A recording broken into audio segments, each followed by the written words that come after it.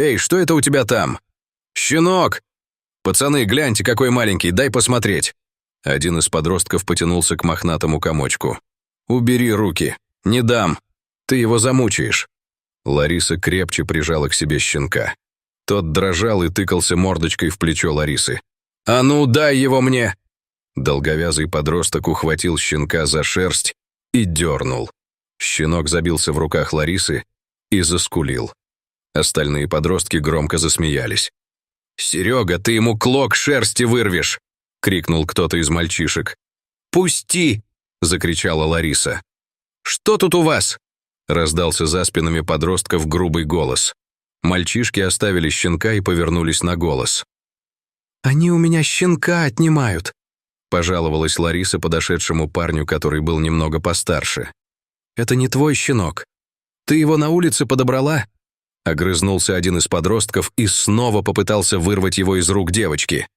«Отпусти!» — крикнула Лариса. «Я нашла, значит, он мой. А ну, оставь девчонку в покое!» Высокий парень схватил подростка и отшвырнул от Ларисы. Остальные мальчишки бросились в рассыпную. «Еще встретимся! Разорвем на части твоего щенка!» — крикнул Серега и тут же скрылся в кустах. Спаситель сел на скамейку рядом с Ларисой. «А ты чего тут сидишь? Поздно уже с собакой гулять. Этим щенок твой понадобился, а другим, может, и ты понадобишься. Иди домой». Девочка съежилась от его слов. Родители не пустили меня с ним домой. Отец сказал, чтобы отнесла туда, где взяла, потому что самим есть нечего. А он же маленький, погибнет на улице или мальчишки замучают. Они одного кота связали. На дерево повесили и смотрели, как он дергается. Что, бедно живете?» Парень посмотрел на Ларису внимательным взглядом, оценив короткие рукава курточки. Отец деньги у матери ворует и пропивает. «И мать терпит?» Парень покачал головой. «Терпит. Ругаются часто. Отец и ударить может. Я просила маму уйти от него, уехать к бабушке в деревню», рассказывала Лариса, прижимая к себе притихшего щенка. А мать сказала, что он без нее погибнет, сопьется совсем. «Понятно. Это называется выученная беспомощность. Привыкла, значит, твоя мать к пьянкам отца. Не видит выхода, думает, что недостойна лучшего. Боится и не хочет ничего менять. Ага, она так прямо и говорит. А вы откуда знаете?» Лариса удивленно посмотрела на взрослого парня. «Читал. Один американец в опытах на животных доказал, что люди, как и животные, привыкают к плохой жизни и не хотят ничего менять, не верят, что смогут жить лучше, даже когда появляется такая возможность. Оправдывают свою пассивность. У меня тоже отец пил, бил мать. Она тоже боялась уйти, тянула, пока он ее однажды не убил». Парень вздохнул. Лариса округлила глаза от страха. «Убил?» — срывающимся голосом переспросила она. «Да. Отца посадили. Я ему так и сказал, когда его забирали, что если вернется из тюрьмы, я его тоже убью». Лариса крепко держала дрожащего щенка. И сама тоже дрожала. Она не могла представить, что отец может убить маму. Хотя, когда он в последний раз ударил ее, мама упала и ударилась головой о край стола. Отец испугался, а Лариса долго ревела и не могла успокоиться. «А ваш отец вернулся?» — спросила девочка. «Пусть только попробует», — продолжил парень. «Пришлось забыть про учебу. Пошел работать. Ты кем хочешь стать, когда вырастешь?» — поинтересовался парень. «Я не думал еще. Животных люблю», — ответила Лариса, пожав худенькими плечиками. «Значит, ветеринаром будешь. Вот иди домой, учись, потом уезжай отсюда и добейся своей цели. Не предавай мечту и не позволяй никому отнять ее у тебя». Парень поднялся с лавочки. «А, щенок!» — испуганно вскрикнула Лариса. «Так давай его мне. Я один живу, не обижу, не бойся». Он протянул руки к щенку, и Лариса нехотя отдала его парню. «А как вас зовут?» — крикнула она ему вслед. Он остановился и обернулся к ней. «А как ты назвать его хотела?» — спросил он, вместо ответа. «Каштан!» — выкрикнула она первое имя, пришедшее на ум. «Хорошо, пойдем, Каштан». И парень ушел, унося щенка с собой. Лариса смотрела ему вслед, пока он не исчез из виду. Потом она соскочила со скамейки и поплелась домой. В небольшой ветеринарной клинике шел обычный день. Входная дверь открылась, и в коридор вошел мужчина с крупной собакой на руках. На боку пса была кровавая рана. Молодая девушка в синем костюме встала и показала на стол. «Положите его сюда». Пес тяжело и часто дышал. Что случилось? Мы гуляли с Каштаном. На меня из кустов вышли двое, стали требовать деньги. Я ударил одного, а другой достал нож. Каштан бросился на него, схватил нападавшего за ногу, а тот пырнул его ножом. «Спасите его, пожалуйста. Я любые деньги заплачу». «Почему Каштан?» Осматривая пса, спросила Лариса. «Девочка одна мне его еще щенком отдала. Родители не пустили ее с ним домой.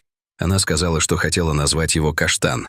Лариса внимательно посмотрела на мужчину, перевела взгляд на раненого пса на столе. «Будем оперировать, а вы подождите в коридоре». Мужчина отошел к двери, но не уходил. Когда после операции Лариса вышла, он тут же вскочил и бросился к ней навстречу. «Не переживайте, все хорошо. Зашила вашего Каштана. Спит после наркоза. Я оставлю его на 2 дня у нас. Оплатите в регистратуре операцию и 2 дня стационара. Ему нужно уколы делать и перевязки. Через 2 дня приходите за ним. Или оставьте свой телефон, мы позвоним. Спасибо большое. Я приду через 2 дня», — поблагодарил мужчина. Лариса никак не могла поверить, что из маленького пушистого комочка вырос крупный красивый пес, а его хозяин — это тот парень, который отбил их с щенком от подростков. Она помнила его слова о выученной беспомощности. Она сразу рассказала матери и уговорила ее все же уехать на лето к бабушке. А отец остался дома и продолжал пить. Однажды подрался с собутыльниками, кто-то ударил его бутылкой по голове. В больницу не пошел, думал, проспится и все пройдет. Но утром он ничего не видел. Соседи вызвали скорую. Отец умер в больнице через неделю. Мать обвинила в случившемся Ларису.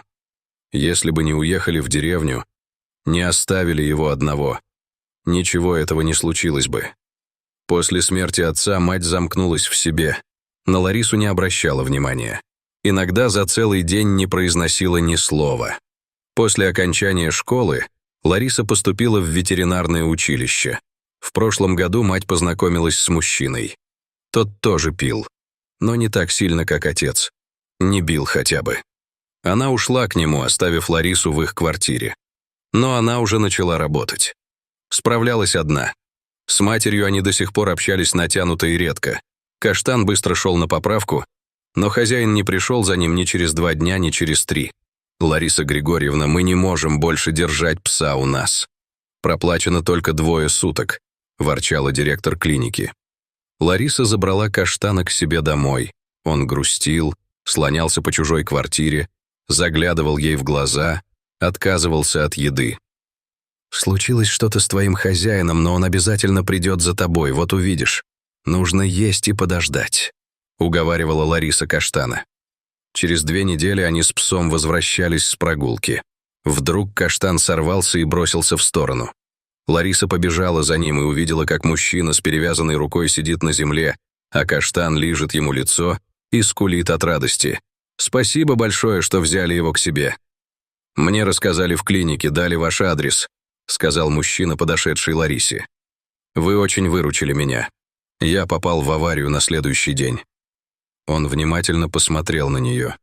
«А знаете, я вас вспомнил.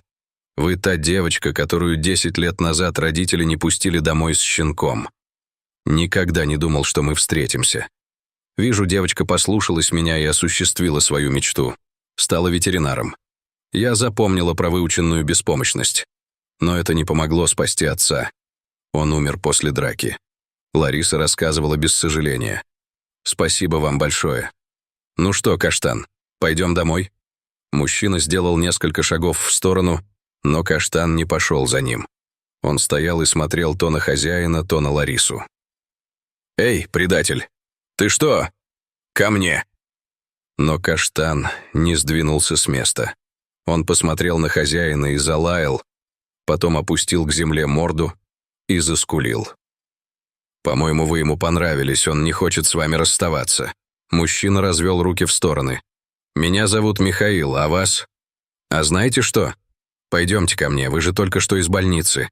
Я вас ужином накормлю. Пошли, Каштан. Вместо ответа сказала Лариса и махнула рукой, зовя пса за собой. Каштан подбежал к ней и оглянулся на хозяина. Тому ничего не оставалось, как принять приглашение. Вот такая история, роль судьбы, в которой сыграл Каштан. Он щенком познакомил двух людей, а потом снова свел их вместе через 10 лет. Дорогие зрители, если вам понравилось это видео, то ставьте лайк и подписывайтесь на наш канал. До свидания.